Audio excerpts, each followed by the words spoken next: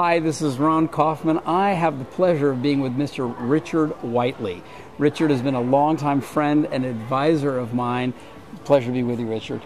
Happy to be here, Ron. Now, you're one of those guys who has a long history in this industry. You're the author of The Customer-Driven Company. Customer-Driven Company and co-author of Customer-Centered Growth. Right, you were one of the early founders of the Forum Corporation. Back in 1971. And grew that company to how big?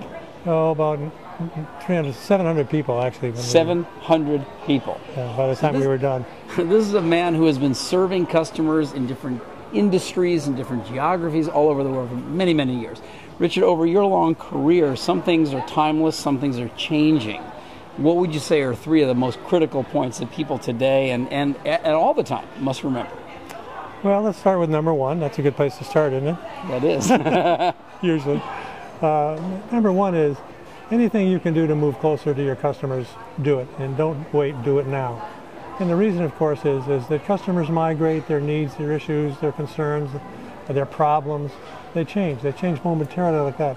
And if you're not side by side with them, sometimes not only reacting to but anticipating those needs, then you're just going to get left in the dust. Got it. So move everything you can to get closer to, connected to, right up with your customers. Absolutely. What's Absolutely. number two? Number two is understand that you don't really have the power anymore. You're not calling the shots.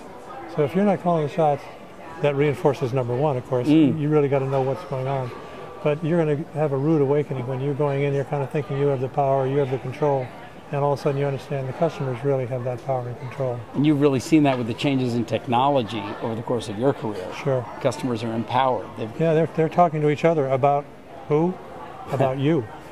And what's number three, Richard? Well, number three has to do with the unit. I've always said the unit of delivery out there day in and day out. While it looks like it is, and of course it is, the person who's actually handling the customers, it's the culture that creates that delivery momentum. It's the culture that creates it every single day, day in and day out, without errors and without mistakes.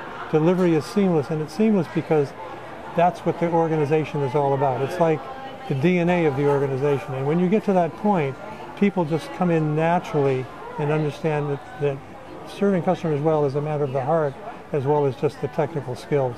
So people come in naturally both to work there because they're attracted to the culture, but also the culture itself is what attracts and retains customers.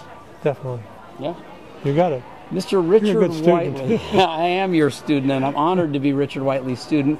Richard Whiteley, an advisor, a dear friend. He's the author of The Customer-Driven Company and co-author of Customer-Centered Growth, and has been a tremendous advisor for the New York Times bestseller Uplifting Service. Richard, pleasure to be with you. Good to be with you.